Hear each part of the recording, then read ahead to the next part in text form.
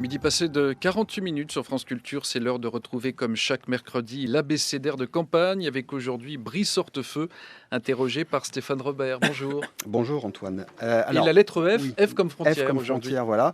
Je voudrais qu'on parte de la définition qu'en donnait le philosophe Marcel Gauchet sur notre antenne en tout début de semaine. Frontière, c'est une donnée capitale de la construction d'une communauté politique. Je crois que nous sommes en train de redécouvrir tout simplement que pour qu'il y ait une démocratie, il faut une communauté politique. Et pour qu'il y ait une communauté politique, il faut une délimitation. Une frontière, c'est un espace au-delà duquel se situent d'autres communautés politiques du même genre que celle dans laquelle vous appartenez. C'est cette dimension-là que la globalisation a bousculé en installant des flux par-delà les frontières dans tous les sens. De biens, de services, ça pose pas de problème. De personnes, ça en pose beaucoup d'autres. Et en effet, nous sommes en train de redécouvrir cette dimension primordiale de l'existence politique que sont les frontières.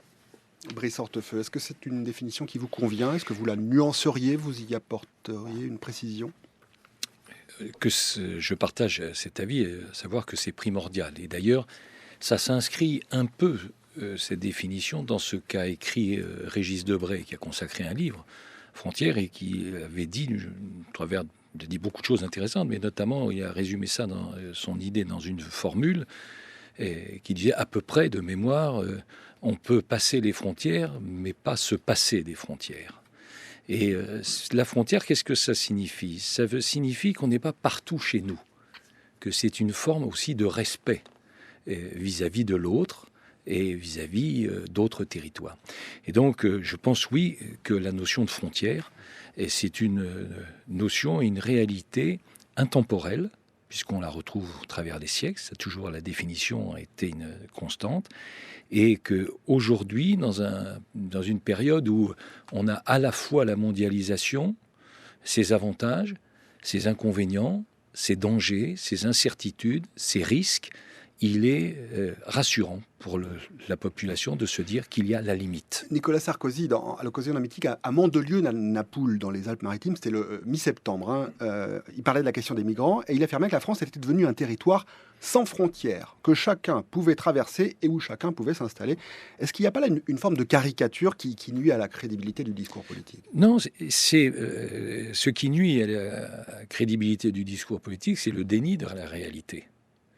Il y a encore des frontières. Il y a des frontières aujourd'hui à l'Europe, et il y a des frontières parce qu'on a restauré les frontières. Et d'ailleurs, pour justement relever le défi migratoire, et d'ailleurs, la Commission européenne, qui est par définition la vigie de la liberté de circulation, a confirmé l'autorisation pour un certain nombre d'États de restaurer les frontières.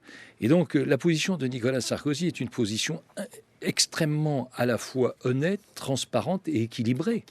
Il dit, tant qu'il y aura le désordre migratoire actuel, il faut que les États puissent rétablir les frontières. C'est d'ailleurs dans ce sens qu'il propose à Schengen 2. Parce qu'aujourd'hui, quelle est la situation en vérité? Vous venez sur le continent européen de manière illégale, vous passez un territoire. Dans ce territoire, vous obtenez plus ou moins une régularisation et après, vous pouvez partir dans tout le reste du continent européen. C'était ça le principe. Et ce principe est aujourd'hui dangereux. Alors justement, c'est quoi les frontières de l'Europe? On parle souvent du Caucase, de l'Oural, du Bosphore. Si pour être plus précis, vous posez aussi la question de savoir est-ce que la Turquie est en Europe? Géographiquement, non.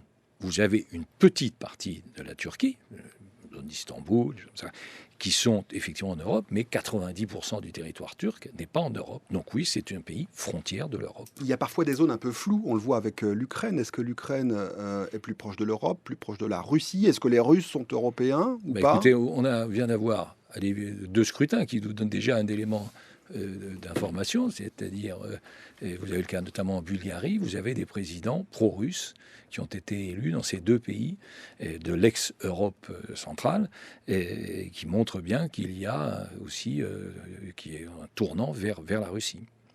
C'est ce que disait Marcel Gauchet, c'est derrière la frontière que s'organise une communauté politique. Alors, une communauté politique, c'est quoi? C'est une vision du monde, ce sont des valeurs déterminées notamment par l'histoire. Depuis la Révolution de 89, les valeurs qu'on porte, nous, en France, c'est l'égalité entre les hommes, l'universalité. Est-ce que ça joue ou est-ce que ça doit jouer ou pas sur le degré de perméabilité qu'on accorde à nos frontières? La situation aujourd'hui est la suivante. 1 800 000 passages de clandestins ont été détectés en 2015. En 2016, sur les 6 premiers mois de l'année, on en est à 460 000. Et le continent... Vous parlez de l'Europe, là. Oui, de l'Europe. De passages. Et la réalité, elle est celle-ci, c'est que l'on n'a pas les moyens aujourd'hui d'accueillir. Donc, autant. Qu'est-ce que ça veut dire dans les moyens? J'entends bien, mais ici ou là, ça ne fait pas beaucoup par rapport à la population. Si l'on reste, par exemple, à la situation française, il y a aujourd'hui, chaque année, l'équivalent de à peu près 300 000 migrants qui s'installent sur le territoire français. C'est-à-dire, chaque année, l'équivalent de la ville de Nantes. Parmi ceux-ci, il y a des légaux, migrants légaux, 207 000. Il y a des demandeurs d'asile, dont on sait que 90% ne repartent pas, c'est à peu près 60 000. Et puis, il y a une estimation de clandestins totalement illégaux, qui, aux alentours de 30, 40 000, 50 000, c'est assez difficile à établir. Certains spécialistes, notamment quand j'étais en charge de ces sujets, estimaient qu'il y avait entre 300 et 400 000 illégaux. Donc aujourd'hui, la réalité, c'est que notre pays et nos pays n'ont pas les moyens et, dans un certain nombre de cas, n'ont pas le besoin. Vous voyez, c'est deux choses différentes. La situation de la démographie allemande, peut-être la démographie espagnole, en tout cas certaines démographies d'Europe centrale, font qu'il y a peut-être potentiellement un besoin de main-d'œuvre. Mais aujourd'hui, nous n'avons pas les moyens d'accueillir, de loger, de former, d'offrir un travail à une grande partie de cette population. Et donc, où est la limite? La limite doit se faire, et l'organisation des flux migratoires doit se faire aux frontières. Merci beaucoup à vous, Merci. Brice Hortefeux, d'avoir accepté cette invitation dans le journal de France Culture. Merci également à vous, Stéphane Robert.